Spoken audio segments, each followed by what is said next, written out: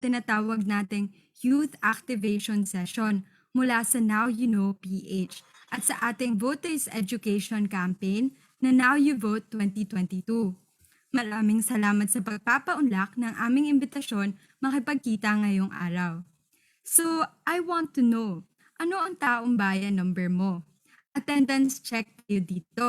I-testing natin ang Zoom emotes natin. So you can click your reactions button and raise your hand kung ikaw ay parte ng 60 million na boboto ngayong 2022. Okay? So just click on the reactions, okay? And don't forget to check in right now on the link that you are seeing on the screen so that you can check in your attendance.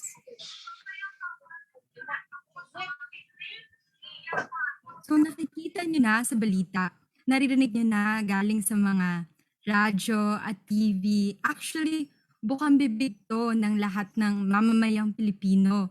May papalapit na malaking pangyayari.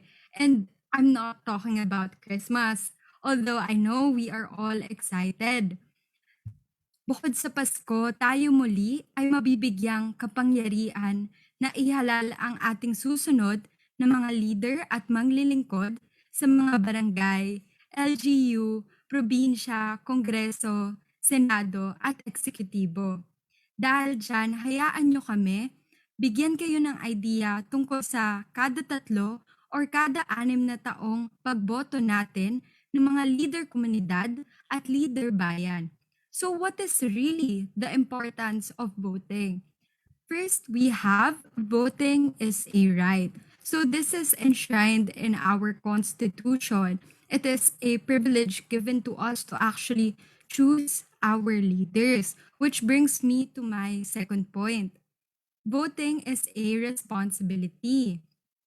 So it may not be required, but voting is a responsibility. Being in a democratic country, we are given this power to choose the government who will lead the country. So it is our responsibility to actually make sure that the people we will vote for, their promises won't stay as promises. And for my third point, voting is a shared experience.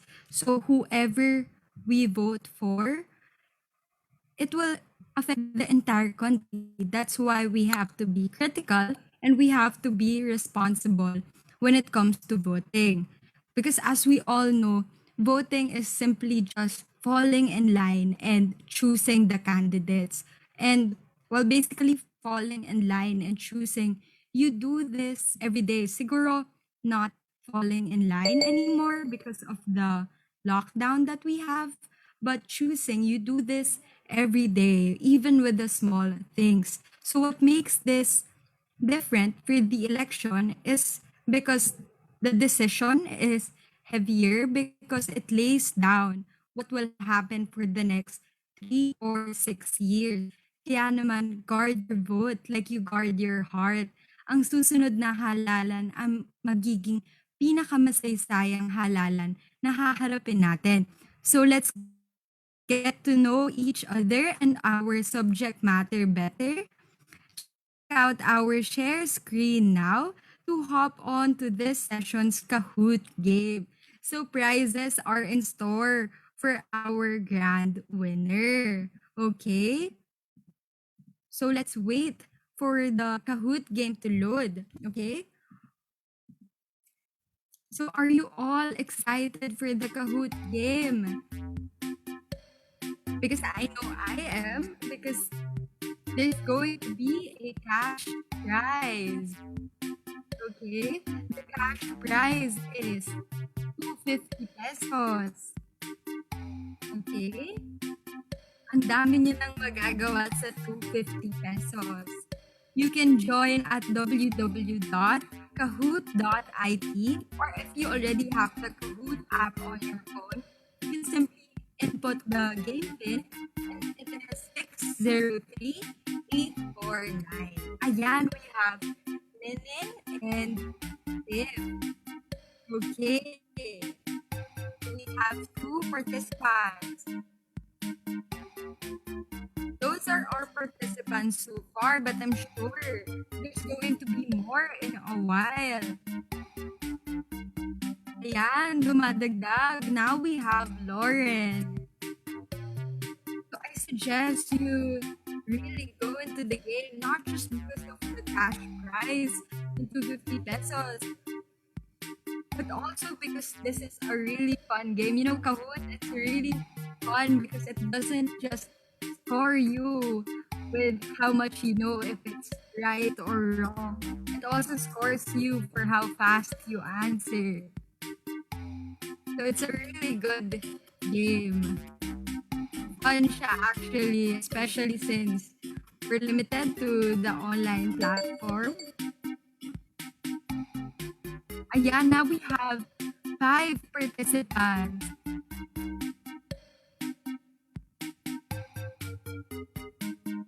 Okay.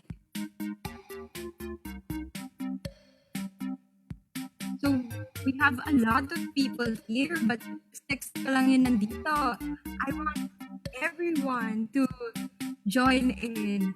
So far, we have Ninin. So, Ninin, Miss Nina, is this you? Yes po, it's me. Yes. And then we have, here we have Princess and the participants. Okay. Princess, you can join the game. Another one is Redel. Did I pronounce your name correctly? But you can also join the game. Another one is James. James Idil. Idil, did I pronounce that correctly? Ayan, si Bernard is already here.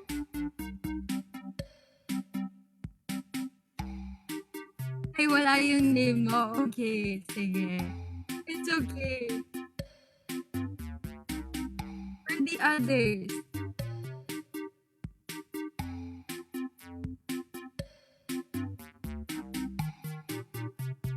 Is that already in the game?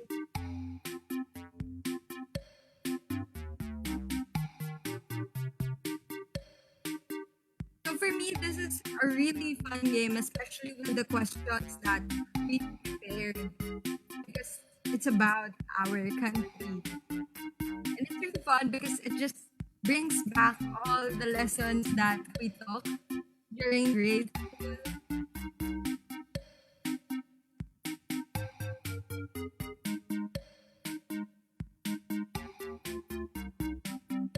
Okay, so far we have 10 participants. So again, the cash prize is 250 pesos. So with 250, you can do a lot of things. So I suggest you go and join the game now because I will be doing the countdown. So para dun sa mga gusto pang humabol, you still can. Okay? So I will begin the countdown now. 10, 9, 8, 7, 6, 5, 4, 3, 2, and 1. Let's start the game.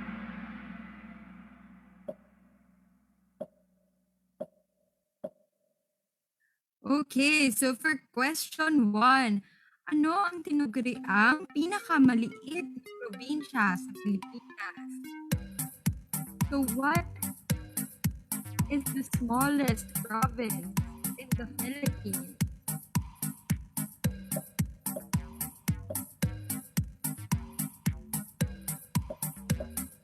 So what could it be? So it's Batanes. Okay, let's see. Who's our highest scorer? It's Ninin. Okay, it's Miss Ninya. Okay. For our second question, alin sa mga ito ang produkto na nanggagaling sa Pilipinas? Ako, mukhang nakakagutom itong question na to. Alin kaya dyan?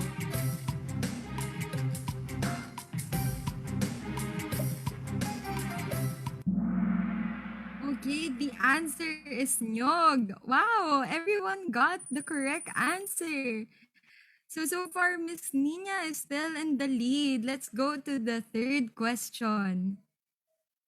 Ilang isla ang bumubuo sa Pilipinas?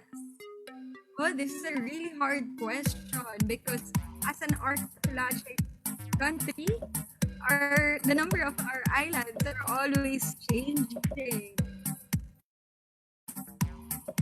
What could it be? So the answer is 7,641. Let's see who is our highest scorer. We have IC, okay? For our next question. Anong dagat ang matatagpuan sa Pilipinas? Alin kaya dyan? Antarctica, Celebes Sea, Indian Ocean, or Java Sea? Alin kaya?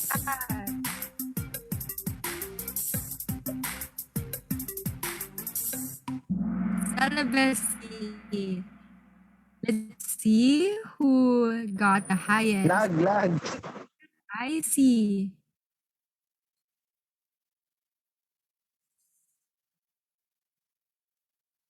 So for our fifth question, sino ang pinakaunang Pilipino na nakakuha ng gold Olympic medal? Ayan. Okay. Alin kaya dyan? Mukhang trick question talaga to. Super guys, answer fast. It's Hidilyn Diaz. So our winner is, so for third place, we have Bernard. For second place, we have Ninin. And for first place, and the winner of our 250 pesos is IC. So IC, just kindly send in your details through our Zoom chat, okay? And that's round 1. Maraming salamat sa lahat ng lumahok. Itutuloy natin ang game later this meeting. But for now, I would like to introduce our speaker for this evening. Everyone send off your applause emojis in the chat for M. Bagwal of NowYouKnowPH. M, you have the floor. Thank you so much, Mika. I hope everyone could see me at could hear me clearly. Maayong gabi sa inyong tanan. I hope I can speak the local language, but I pray that the God's wisdom be with us today, especially na pag-uusapan natin isa sa mga pinakamahalagang topic na may kinalaman sa Sikmura. When we talk about Malapit sa Sikmura, actually, isa sa mga issue na talagang dapat nating tutukan po dito ay yung gutom o hunger. When we talk about hunger, we're speaking about not only lack of food, but sustainability ng supply, sustainability of resources. And there are a lot of families in our country who experience hunger in different level. Sabi nga, hunger, we have moderate hunger, na may mga times that you're not able to eat enough food or adequate food. But there's a severe hunger wherein for the longest time, not only a day, but a day or two or even a week, na kulang yung pagkain, kulang yung supply, kulang yung meron ka sa iyong hapag. Siguro may kanya-kanya rin tayong experience ng hunger. Maybe not that extreme or severe, but there were times na maaaring na-experience din natin. For instance, have you ever experienced na you order food tapos hindi siya dumating dun sa expected time na dapat darating siya? And hindi ka nakapagluto, hindi ka nakapag-prepare, yun lang talaga yung inaasahan mo, and you feel like parang you're starving. Well, the problem is, a lot of Filipino families, not only 1,000 but hundreds of thousands, even millions, are experiencing this problem. Ngayon, since we talk about a Filipino family, let's imagine you have a family composed of 4 to 5 members. And then these 4 to 5 members na isang pamilya, they have a breadwinner.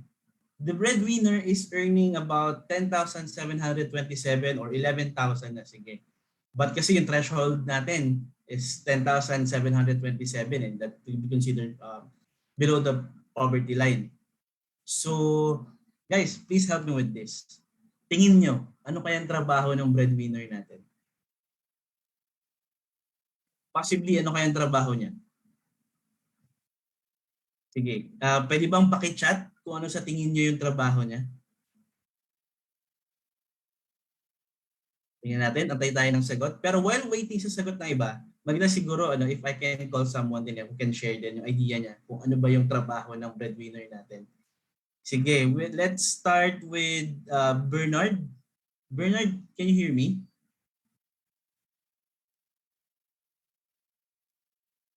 Let's see, Bernard. Bernard, can you hear me? Mahina yung internet niya. Sige, instead, let's ask Jessa Dane. Jessa, can you hear me?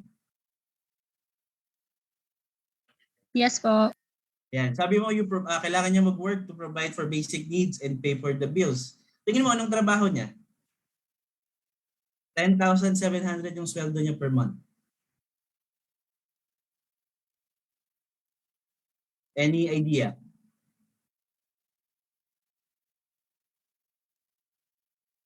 Tingin mo, ano yung work niya para yung sweldo niya is at least 10,700?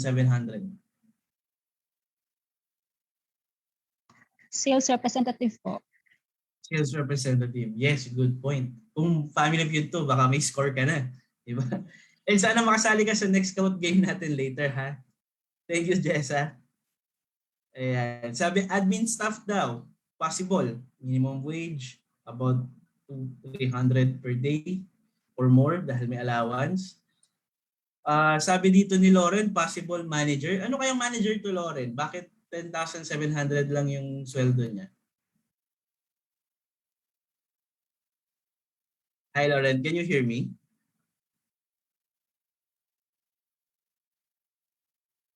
Hello? Sige, while waiting for Lauren. Siguro tinutukoy niya rito ng iba, manager yung title, pero yung sweldo hindi naman talaga mataas. Maaring within minimum wage o mataas lang ng konti sa minimum wage. Problem is, do you think that's enough?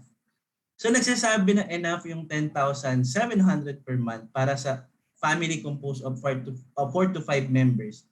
Pwede bang makita yung inyong mga reaction?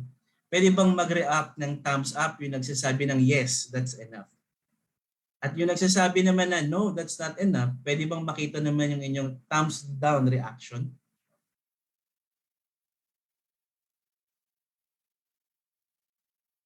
Okay, understand, Lauren. Sabi ng isang kasama natin, nope, that's not enough. Ayan, bumuboto na yung mga kasama natin. Dalawa yung nagsasabing not enough.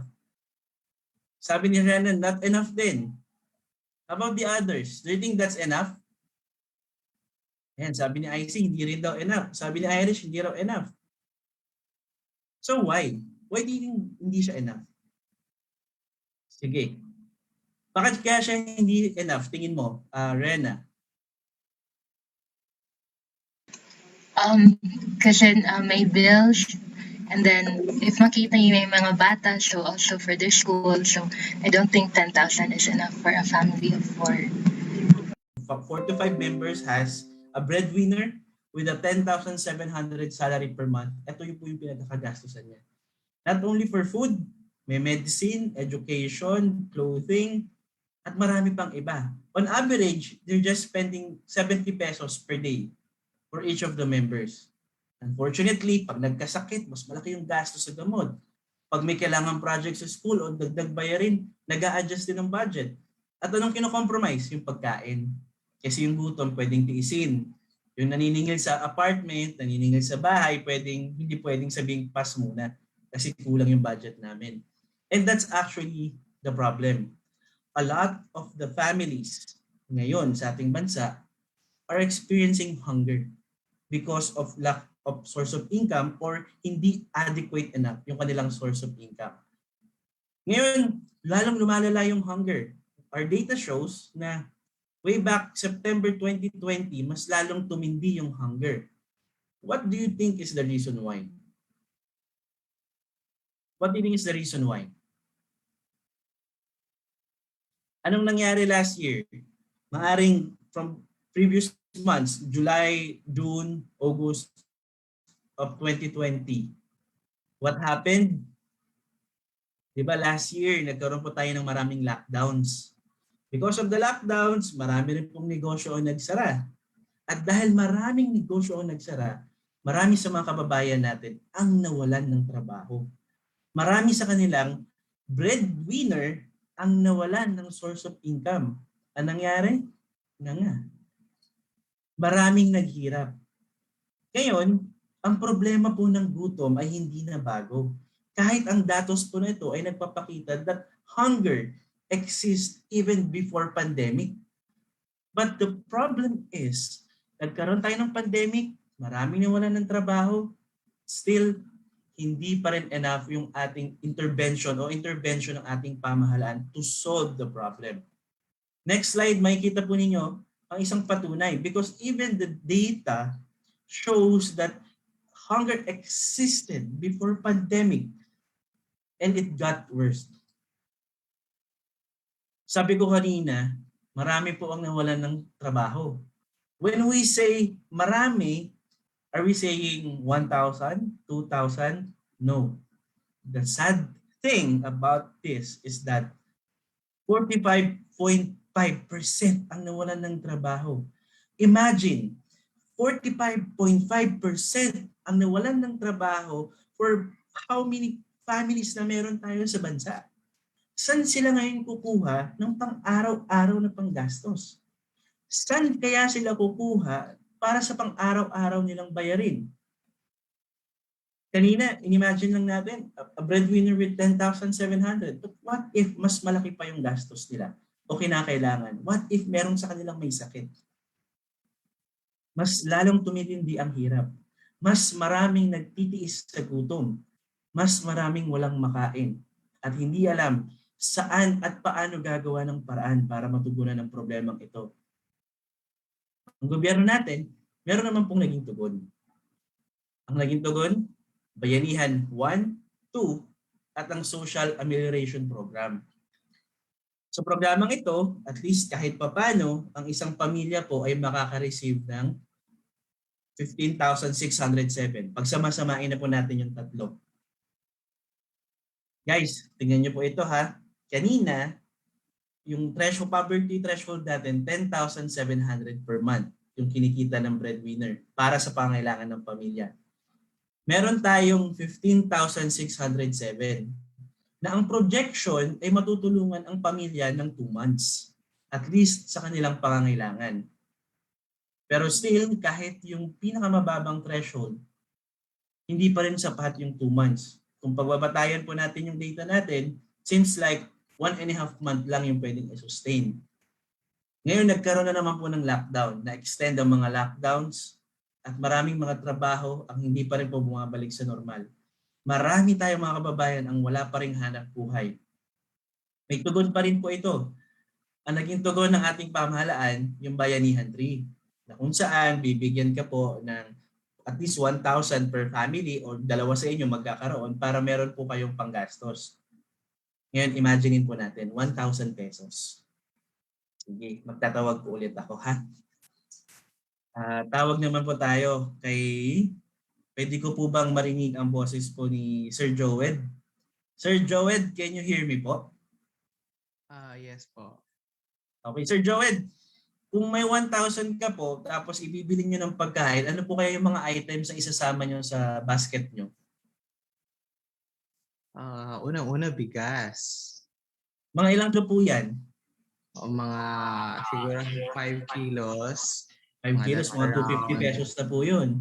250. Tapos mga ano pa, delata. Anong dilata po yan? Mix na lang po. Merong beef loaf, corned beef, at saka tinapa, sardines. Sardines, yes. Opo. Okay, tapos ano po, mga ingredients sa panggisa, yung mga ganun, pangluto. Opo, opo. Yan. Mga mantika, ganyan sir. Mantika, Mga toyo. mantika, toyo. Pwede pang extend ng sabaw. Oo, para pang sabaw-sabaw na lang, kunwari pag maubos na. Opo. Tapos, mga ano, pangkape, ganun, at saka asukal. Totoo, necessity po yan. Lalo po sa iba. Oo. Hirap po sa umaga pag walang kape. Tapos bibili pa ako ng sabon. Yan. Kasi kailangan din po maglaba. Of course. Sir Joel, ang tanong ko sa inyo, yung 1,000 nyo po, kaya ilang araw po aabutin? Siguro mga 1 week lang yan kung ako lang mag-isa, parang ganun. Eh paano kaya sir kung 5 po kayo? Mga 2 araw. Dalawang Ganyan. araw. So Oo. parang na-extend lang po na may panggastos kayo ng 2 araw, no sir? True. Yes po. Salamat po Sir Joel for sharing. Nakita po ninyo, no? Dun sa budgeting ni Sir Joel, bibili siya primary bigas. Yung nanalo kanina ng 250 pesos sa Kahoot, may 5 kilong bigas ka na. So sa kanya, bibili kang delata, mga pangrekado, kailangan mo nga rin naman talaga ng sabon kasi maglilinis ka. Isang patunay lamang po ito na yung 1,000 piso ay hindi po sapat. Hindi po talaga siya sasapat at kulang. Kahit na naglagay po kami dyan ng mga suggestion ano yung pwedeng bilhin. Sa iba po, ang sabi na itlog. Kasi itlog daw po, madaling paramihin. Pwedeng sa 2 itlog, 4 na o 5 kayong maghahati. But at the end of the day, hindi kulang yung sustansya na kailangan mo o requirement ng katawan mo. Mas prone ka tuloy sa sakit.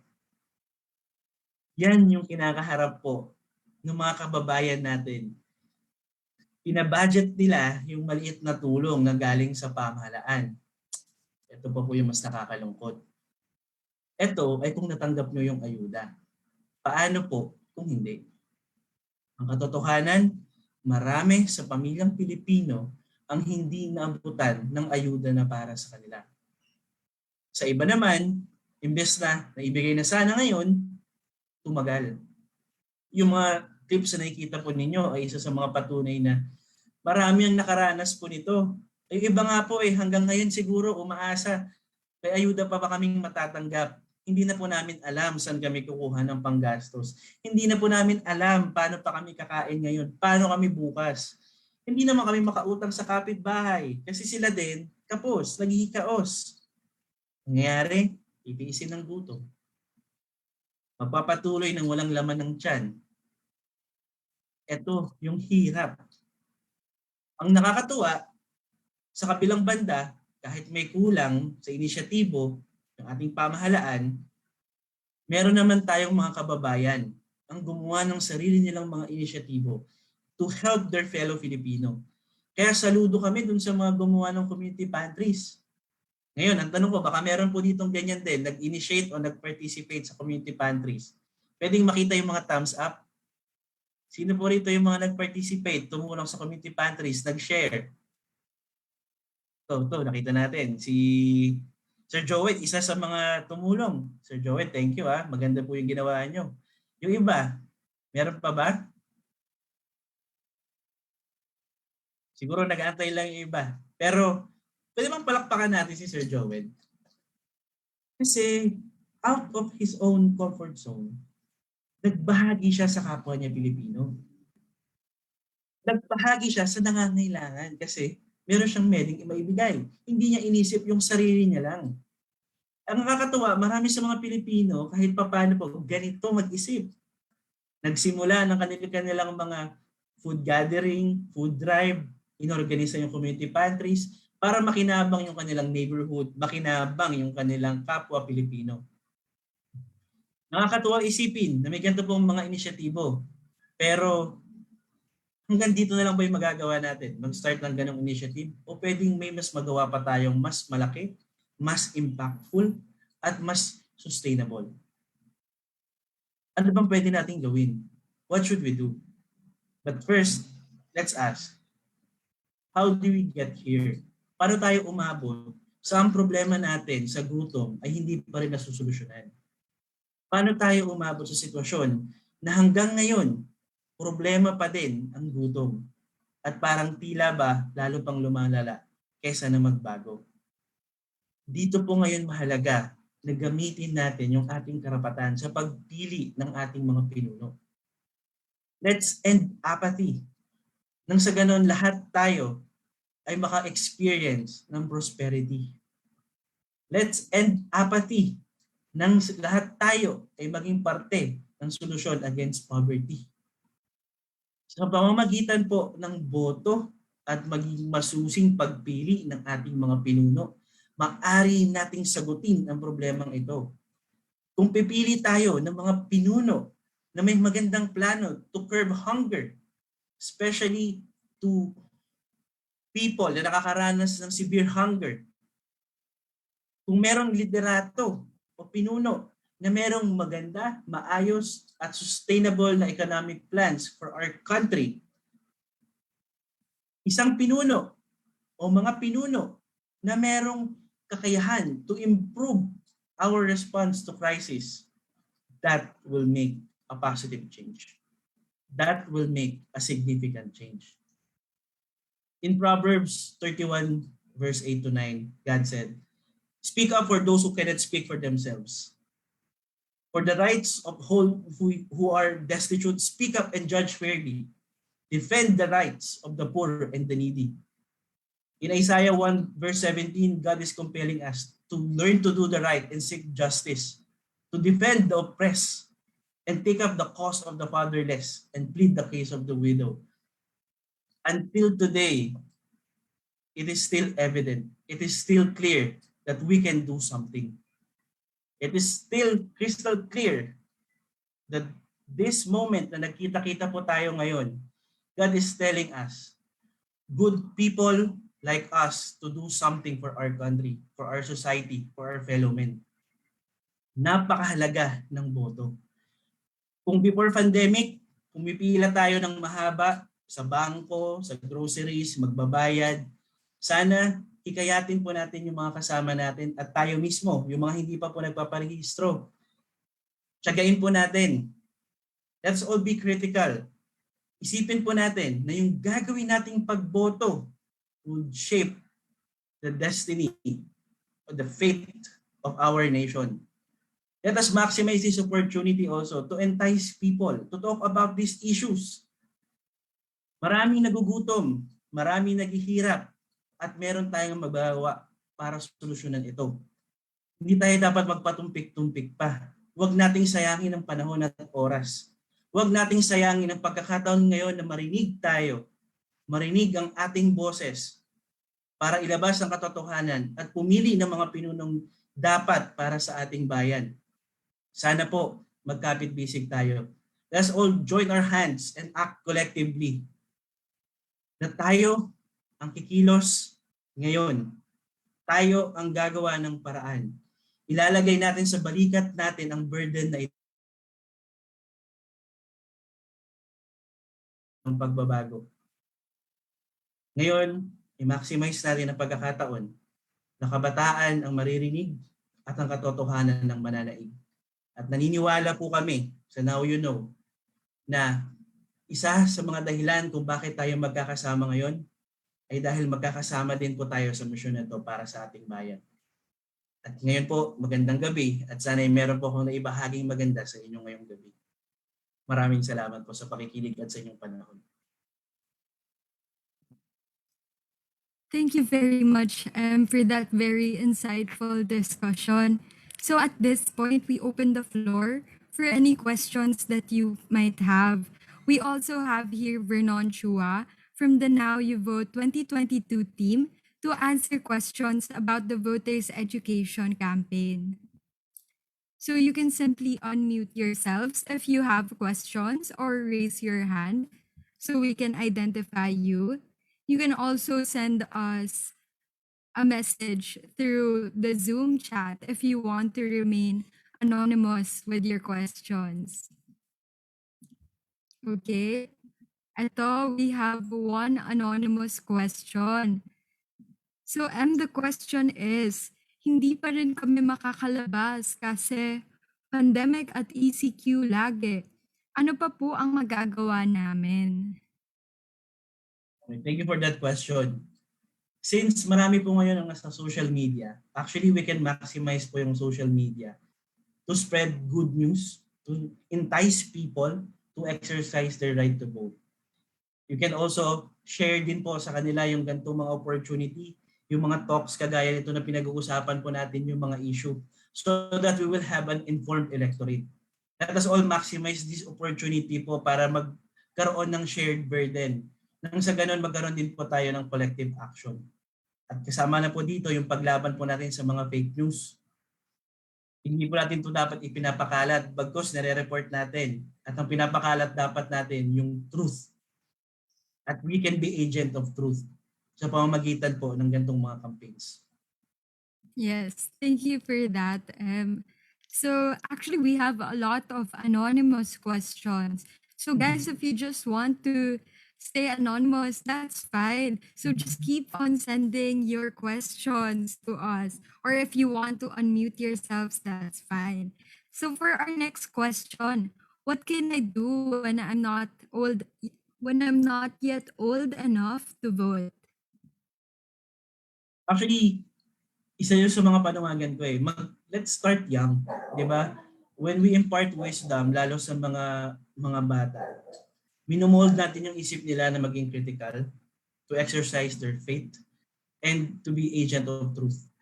Sa pamamagitan nun, may impart na rin natin yung values na hinahanap natin sa ating mga kabataan na talagang pag-asa ng bayan. Well, sa ngayon, let's start with small things. Magbasa, be informed, shared also good news, shared also truth, and be part of campaigns like this. Maganda rin sana if you can also initiate discussion sa bahay po regarding topics and issues relevant ngayon. That will be helpful kasi nagkakaroon tayo ng open minds and awareness dito sa mga kinakaharap ng issue ng bansa. Plus, itinataas din natin ngayon yung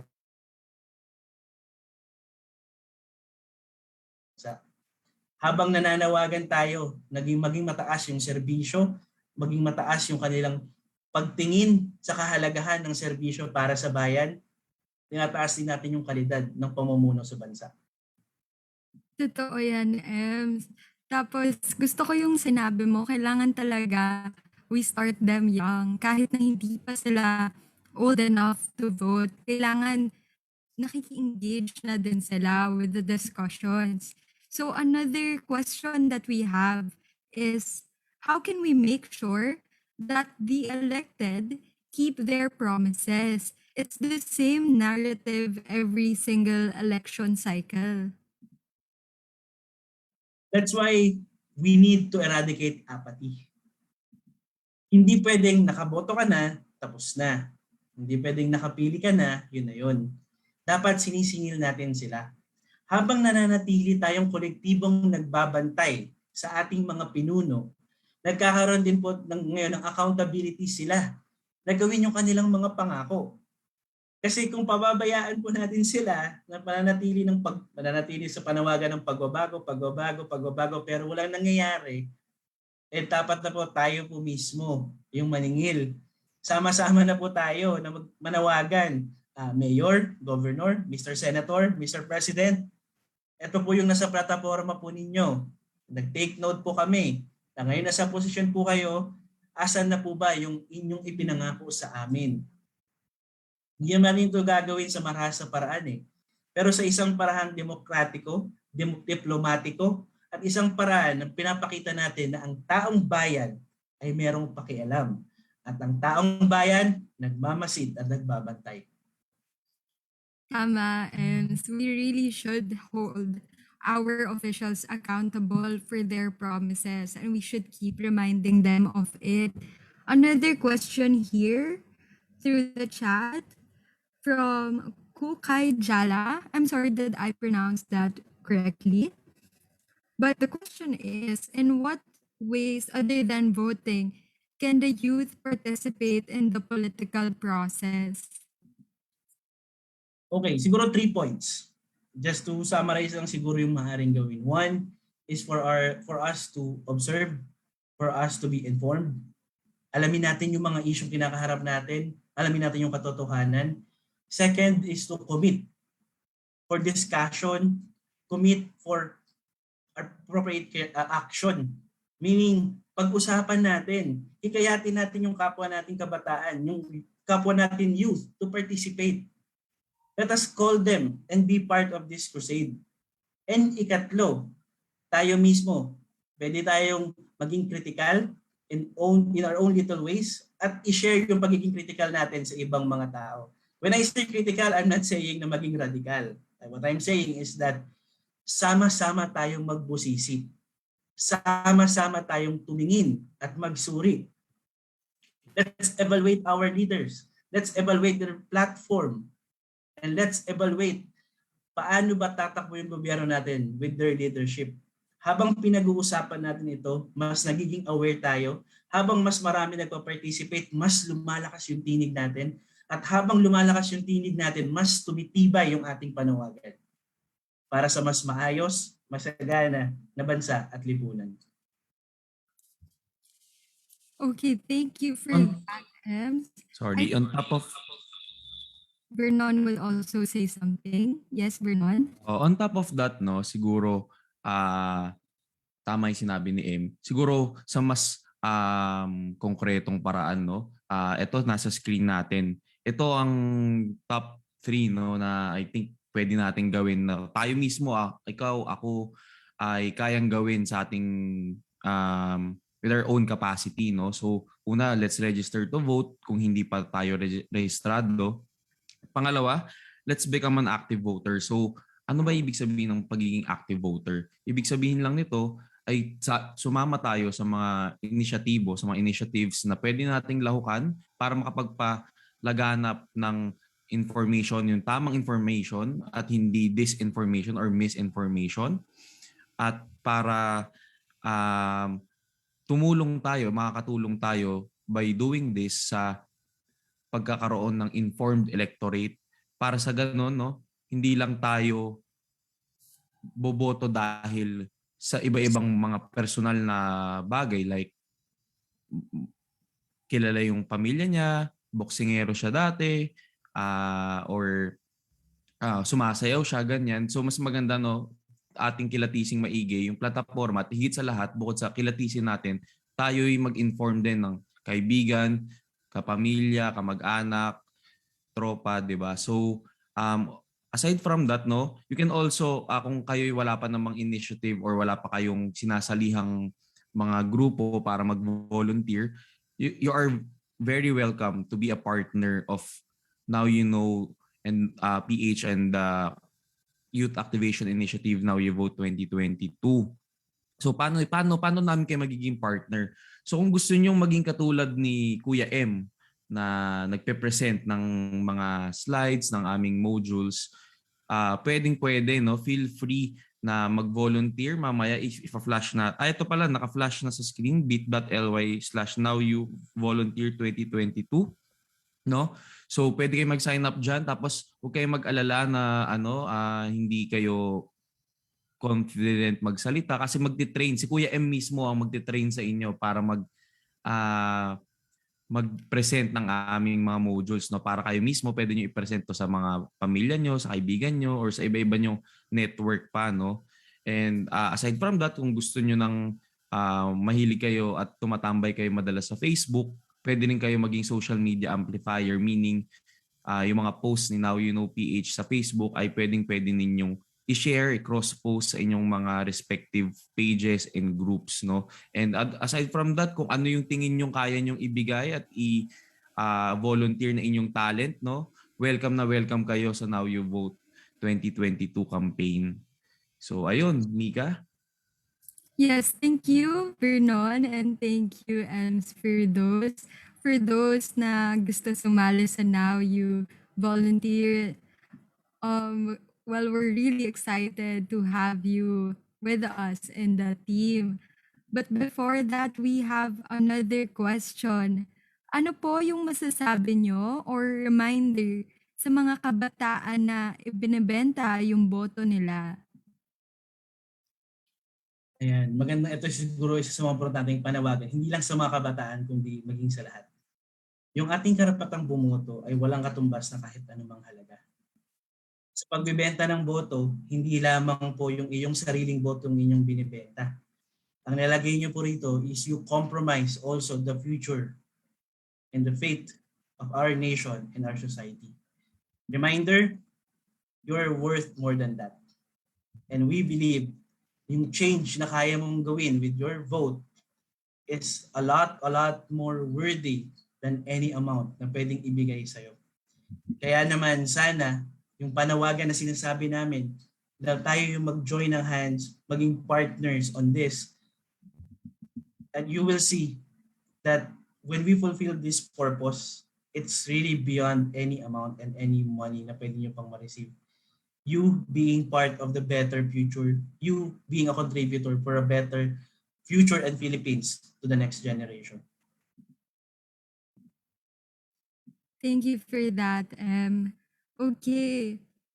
Mukhang wala na tayo. Ayan, may isa pa tayong anonymous question.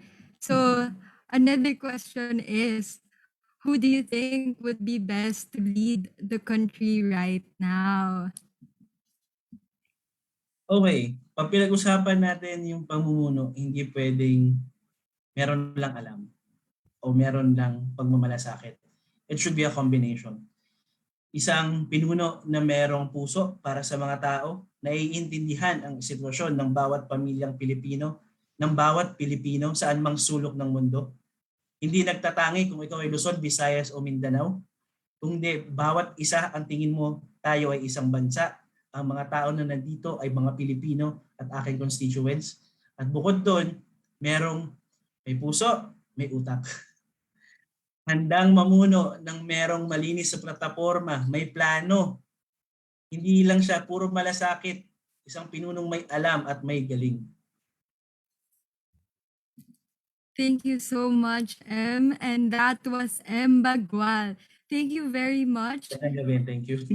Yes, thank you so much. I hope marami kayong natutunan from that. Dahil ang part 2 ng game natin ay mukhang jam-packed ng mga questions from our lessons today. Nako, mukhang kinailangan talaga nila makinig sa'yo. So eyes on the screen because the next Kahoot game starts. Let's wait for it. The anticipation and the suspense. Ayan, it starts now. Okay, you can join at www.kahoot.it, or if you already have your Kahoot app in your phone, you can simply input the game pin, which is 207-1979. Okay? So just for So I hope sumali lahat, no? Oo, totoo. I hope for that as well. Kasi yung cash prize natin na 250, tulad nga ng diniscuss ni M, di ba M? Malayo ang mararating. 5 kilong bigas din yan. So sana po sumali kayo. Okay, first joiner, andyan yata si Kriza and si IC. Ayan, may 4 na tayo. Our contenders para sa 5 kilo ng bigas. And I hope sana yung mga question related dun sa mga pinasend ko, sana masagot nila ng tama. Oo, hopefully. So parang test din for me kung effective ba talaga akong speaker. Ako, mismo nagsasabi sa'yo, effective speaker ka. And I believe that everyone really listens to you. Kaya parang magiging tight ang competition ngayon. Kasi paano ba yan? Alam nila lahat yung sagot. Pero dapat mabilis din po Kaya nga sabi ko sa inyo, pag pinag-uusapan natin solusyon sa problema, walang patumpik-tumpik. Ganoon din po sa pagsagot.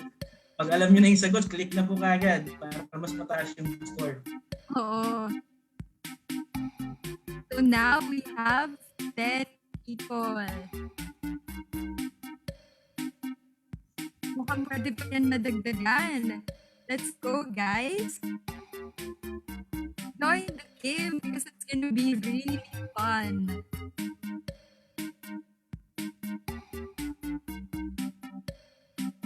Ayan, sino pa ba yung mga wala sa game? Let's check. So, sino tong si 2071979? Yung game pin natin. And then we have Lamang, Rina. Oh, we have Kukay. Derek. Ito mo, marami na. So, 17. Oo. 12 players na. Okay.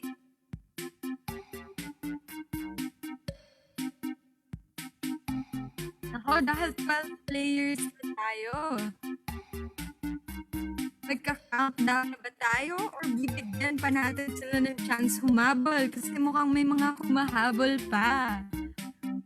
Ito, si Riddle ba? Tama ba to? Siya raw yung 207-1979. Oo.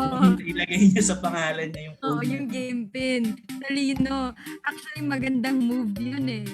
Para anonymous. Kaso nagpakilala siya sa chat. Ay, oo. Sayang, dapat strategy mo yun eh. Okay. So, I'm going to start the countdown now. For those na gusto pa humabol, you can. 10, 9, 8, 7, 6, 5, 4, 3, 2, and 1.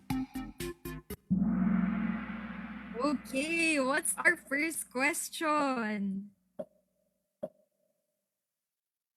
Ano ang naitalang populasyon ng Pilipinas noong Mayo 2020?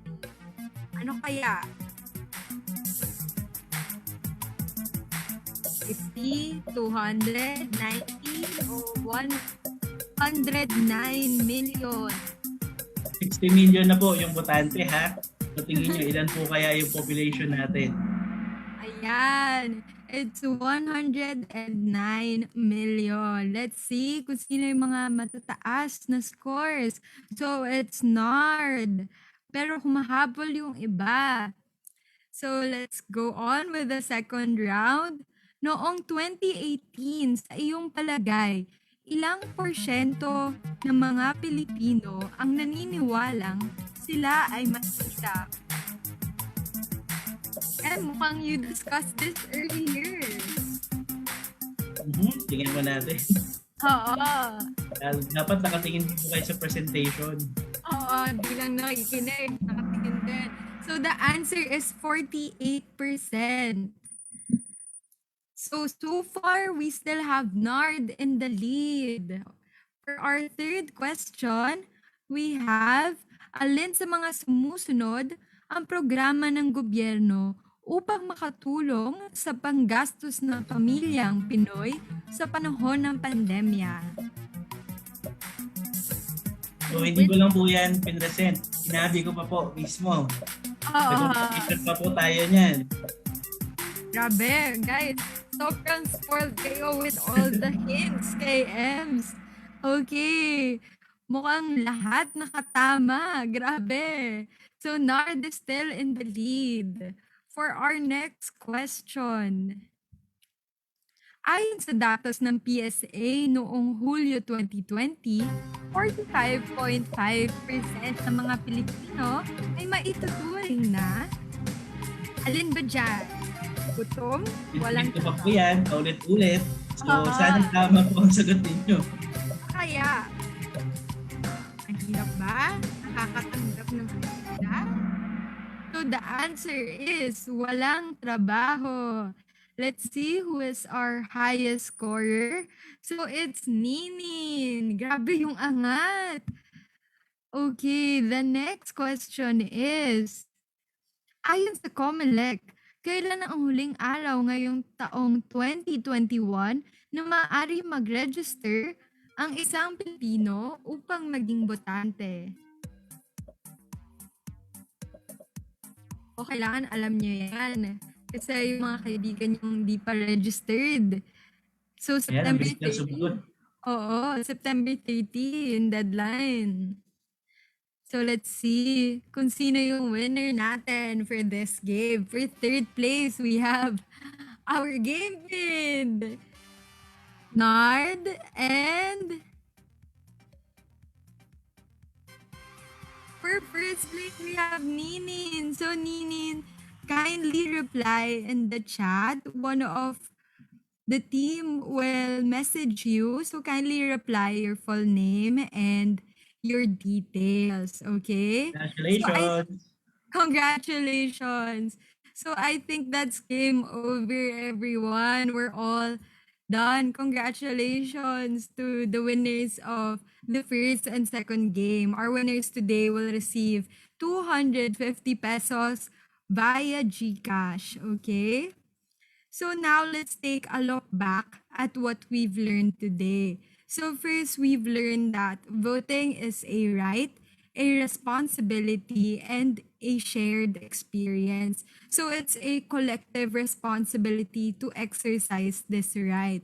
And as M discussed, breadwinners for families here in the Philippines are striving to provide for their family members, and the unemployment rates have been increasing in the pandemic. We need to have leaders who can respond better to our needs. That's why we need to register to vote and become an active voter. Lastly, as part of the youth, we need to make sure our voice is heard. We can we can become a partner at Now You Volunteer 2022 at nananatiling bukas ang aming mga digital at online tanggapan para sa lahat ng gustong maging partner para ang kabataan at Pilipino ang magiging winner ngayong halalan. So according to the latest two. Check the screen. So take a screenshot for our contact details. Let's keep our lines open and let's take the next step forward together. Don't forget that this is only our second step for our youth activation initiative. We'll see each other again as we engage everyone to be part of our post-information drive survey. Please don't also forget to like and follow the official NYK Facebook, Twitter, and Instagram. So bago ang lahat, syempre, we need to have a group photo. So can I request everyone to turn on your cameras so that we can have a commemoration of this day that we learned a lot. Okay? Come on, guys. Let's turn on our cameras. I want to see all your beautiful faces. Ayan. Ayan. Everyone looks so blooming, even if it's already the nighttime. Mukhang very enlightened ang lahat from the discussion.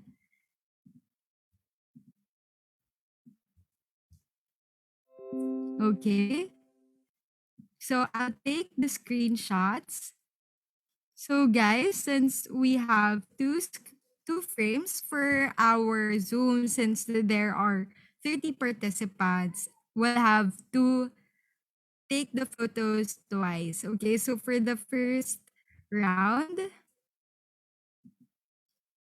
ayan, okay.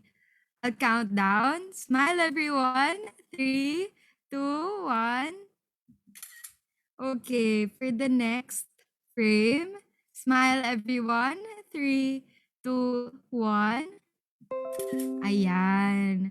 Meron na tayong reminder ng araw na to. Okay? Mulit muli, alalahanin lagi ang hangarin natin para sa 2022. Isang halalan na kabataan ang maririnig, katotohanan ang mananaig. Ayan, it's already flashed on the screen in front of us. Okay?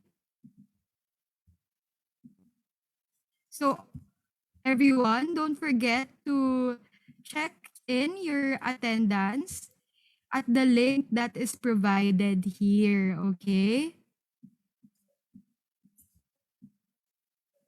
At syempre, bukas na bukas din ang aming tanggapan para sa lahat ng nagnanais ng isang malinis, makabuluhan at makasaysayan na halalan.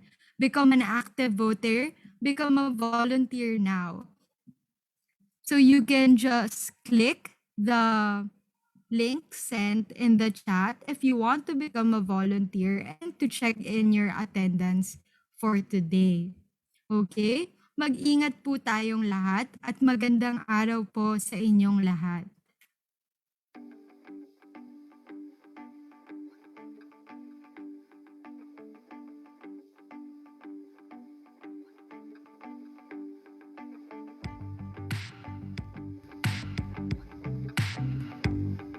Daghang salamat sa inyong tanan. Ingat po kayo. God bless po.